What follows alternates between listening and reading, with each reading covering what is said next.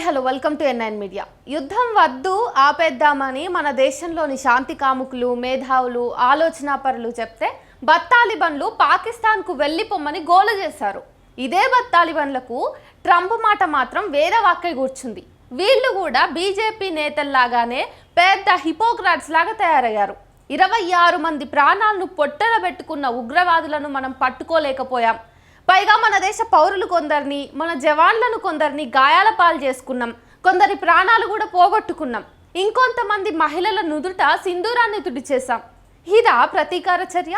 బార్డర్లో యుద్ధం చేసిన జవాన్లు క్షణక్షణం యుద్ధ వాతావరణంలో శత్రువులను చంపడానికి తయారుగా ఉంటే సోషల్ మీడియాలో ఉన్న ఈ ప్రాపగాండా వీర్లు అదేదో తామే యుద్ధం చేస్తున్నట్టుగా కొట్టుకుంటున్నారు, చించుకుంటున్నారు.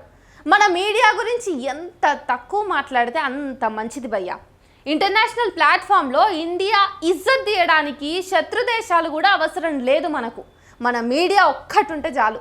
ఉన్నవి లేనివి మాస్ మసాలా యాడ్ చేసి కరాచీ పోర్టు ధ్వంసం, పాకిస్తాన్ ప్రధాని భయంతో బంకర్లో దాక్కున్నాడు, రేపటితో పాకిస్తాన్కి వరల్డ్ మ్యాప్లో చోటు ఉండదు అని అవాస్తవాలని వండి వార్చి నోట్ల కట్టలు కూడా కట్టుకునే లేకి పనులకు పూనుకుంది మీడియా. ఇక ఇంతలోనే ట్రంప్ పెదనాన్న శాంతి శాంతి శాంతి అన్నాడా, అంతే బత్తాయిలకి ఇంకా శాంతి మంత్రం నాలుక మీద తాండవం చేస్తూ ఉంది. అంతేనా? దేశానికి మోడీ లాంటి ప్రధాని ఉండాలి అని, మళ్ళీ మోడీనే గెలిపించాలి అని బీజేపీ ఐటీ సెల్ సిగ్గులేని ట్వీట్లు చేసింది ట్విట్టర్లో.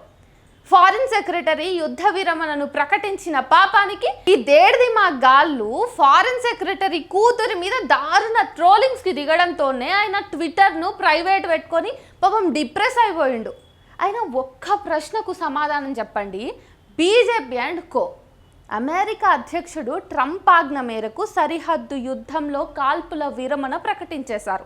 సరే, మరి మధ్య భారతంలో శాంతి చర్చలకు సిద్ధమైన సొంత దేశ పౌరులపై కాల్పుల విరమణకు ఎవరి ఆజ్ఞల కోసం ఎదురు చూస్తున్నారు?